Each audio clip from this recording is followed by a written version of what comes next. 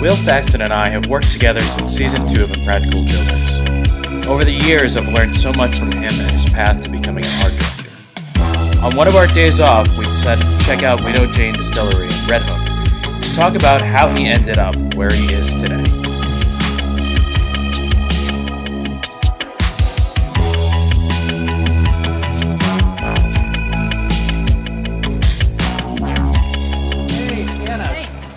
Finally. You too. So, nice to meet you. no worries. I'm rude as hell. So, thank you so much for having us. We're here to taste some bourbon. Can you show us around? You are in the right place. Yeah. So welcome to Widow Jane. And also technically cacao prieto. We also make chocolate. Lots of people forgotten. I can smell, like when you walk in here, you can just smell everything. It's how we lure people in. Ah, okay. Sort of our sirens call, yeah. But yeah, so we are a rum and whiskey distillery when it comes to the distillery side of things we do. Okay. The rum's kind of a little side project that we now do, but and we do a lot of American whiskeys. We focus on rye and bourbons and things like that. And we've been here since 2012, so 5 years now. We actually had our anniversary party not too long ago. And I keep on coming back to Widow Jane because of the flavor. It's so easy to drink. It's delicious, and I don't know if it's complex. I'm bad at describing some of the taste of the base Widow Jane, but it's just amazing. I can never forget it. It's my wife's favorite bourbon. Good. And should be worried that she likes a bottle named Widow, though. I feel like that should be. It is be a little on your toes. It's a bit strange. So I probably should look out for myself. But I love you, babe. So what have you got for us? Where do we start? So we offer a bunch of different spirits, and I kind of just would like to run you through most of them if you're up for it. Oh, of course. We're up for everything. Good. Right? Yeah, definitely. So this one in particular is made out of 90% rye and then 10% malted barley, and that's a very classic, big, very heavy rye whiskey mash bill. Okay. So there you guys go. Okay, I'm gonna try some of that. Yeah, I like the nose. It's definitely worth kind of Sure. getting a little bit of. It's got this interesting kind of fruitiness to it. Okay. Oh my God. Danny, you gotta try this. This is so good. Can you try that? He's holding the boom. Someone help him. Someone spot him. Oh yeah. I drank the whole thing. Man, his shirt's gonna be off in 2 minutes. This is great. Next one is now our baby Jane, our baby. So yeah, I really enjoy this one. It's nice and unusual spirit. It just won actually Whiskies of the World, I think, best in its category for under 2 years or something like that, which seems like a very long thing, but it is. Long title. There's also a lot of whiskies out there, so That must be a very there's a lot long- of character categories. Yeah. Long trophy. Yeah. It's like a long title on it. Yeah, it just kind of wraps around it. But yeah, so it's getting people are liking it, which is it's always making us really happy because this is really truly something that feels like it really is our baby. Oh yeah, that's great. And it's so unique in the fact that it is. You now have a new varietal of corn. Is that correct? Basically, yeah. I think as far as we're concerned, we do. Yeah, we have this varietal that is corn varietal. Yeah. Lastly, we have our flagship spirit, which is the Widow Jane 10-year, which is kind of really out there, being kind of our big representative in the world, and it is just this really beautiful, tasty bourbon that we're really proud to be able to sell and present to the world. This is the thing that I always say. Oh, I don't think I've had that. I'm gonna try that one more time. I'm like, oh, okay. Have you been here before? Yeah, we do get all the time locals rolling on by, picking up a shot for the road. I don't know what it is about aging and Just love it. Love it so much.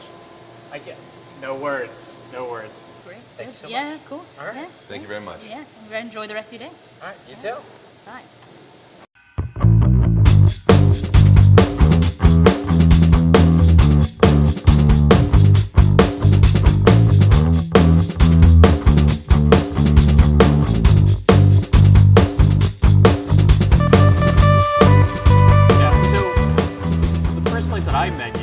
Actually was on.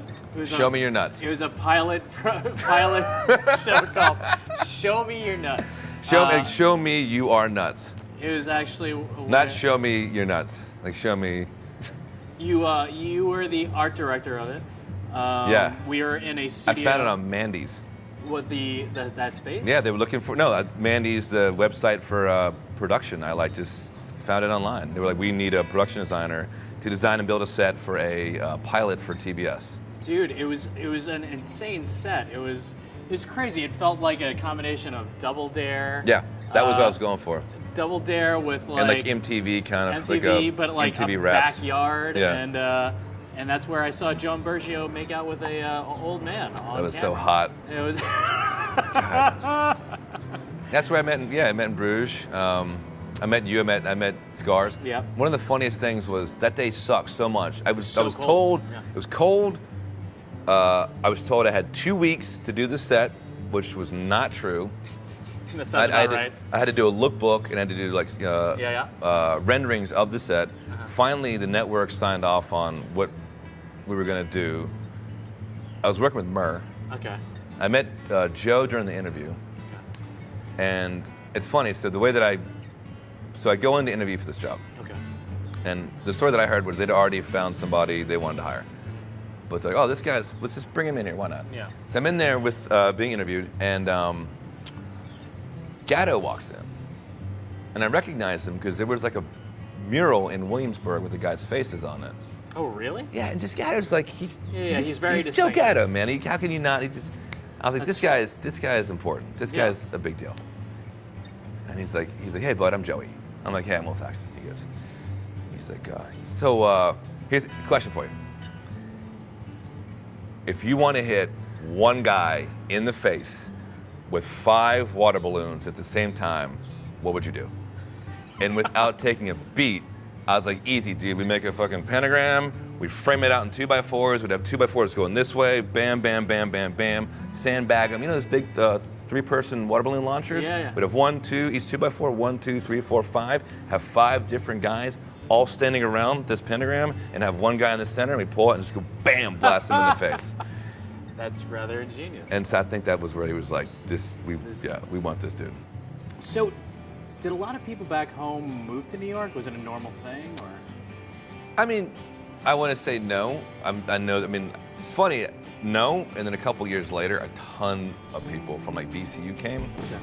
But like a lot of people that I talked to didn't really, I'd say, hey, I want to go to New York. And they'd be like, why do you want to go to New York? They're like, you should go to Boston or Chicago or Philadelphia. I'm like, or I'll just go to New York City. And everyone, one person tried to get me to go to San Francisco, and everyone was trying to talk me out of going different places. The one person who knew I should go to New York was my sister. Okay. And I was kind of dragging my feet a little bit, Okay. and she just busted my chops. And like, just finally got me to get that one-way ticket to New York City. Why were people so anti-New York? They weren't anti-New York, they're just like, I guess they were, I don't know, they just kind of, Is it a lifestyle change? they were like, it's just dirty and dangerous. I'm like Chicago's so nice. Isn't Boston wonderful? I mean, yeah. And yeah, those are great cities. I love Boston and Chicago, but I think New York City has always been the place I wanted to be. Center of the art world. New York is the center of the art world. I think it is, and I definitely, when I first moved here, I heard a lot of people tell me that it wasn't because they were trying to, because it's an arrogant statement, and it's been the center of the art world since after the war. Yeah. The New York School of Painters, Mm-hmm. abstract expressionists, Jackson Pollock, Tony Smith, all those guys. And so my dream was to move to New York City and to infiltrate the art world. What was your medium at the time? Sculpture, Sculpture. like welding and a little bit of bronze casting, but predominantly I love to weld. I think it's hard to see sometimes how amazing New York is. Whenever I hear stories of, especially about people who moved to New York, it just makes me reappreciate like my home. Oh yeah. And it's just, and every time I travel, it's the only place. Coming back to New York, I always realize what I'm missing. Yeah. Everywhere else in the world is amazing. I love traveling, but it is nice to come home to one of the greatest cities in the world.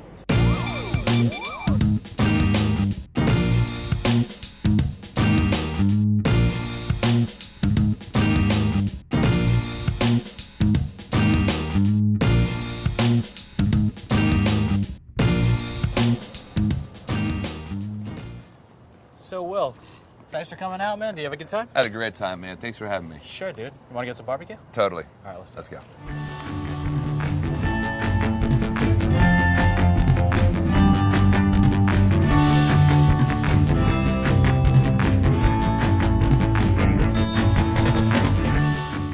Hey guys, thanks for watching. This was definitely one of my favorite videos so far. There's a lot of people who are involved in making this happen. I obviously work with a lot of people in production, and some of them were actually, a bunch of them were able to come out to do this video. So first off, I want to thank Danny Hollis to be able to bring out some of his sound mixing expertise. He's, again, we've worked together since season 1, so we're kind of partners in crime at this point.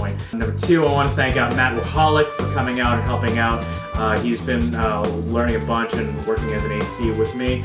Sebastian Mesler, doing a great job on that B-roll, also learning a bunch. Red Summit Productions, Mike Krentzman and his team has been amazing. They're a big part of producing this particular episode, so really check them out and see if you can use their services. Mike Krentzman also is a camera guy who I've been working with, and he's a DP in his own right, who does amazing stuff. And above all, I really have to give a special thank you. First off, going back to Liam Donnell, did some great drone operating and camera operating for this episode. But I have to give a special thank you to Tyler Dolph, who did a really amazing job editing this project. We worked together for a while on this, trying to make sure that it's right.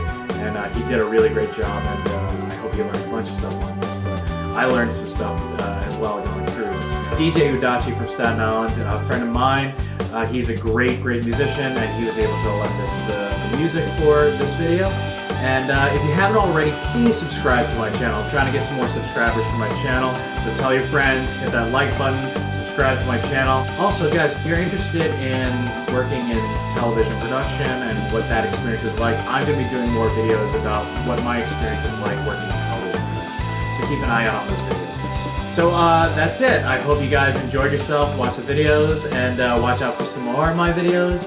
Tell your friends about my channel, and I hope you're doing everything that you want to be doing with your life. Have fun, go out there, have a donut, don't have a donut, whatever, and take care, guys. I hope you're having a lot of adventures.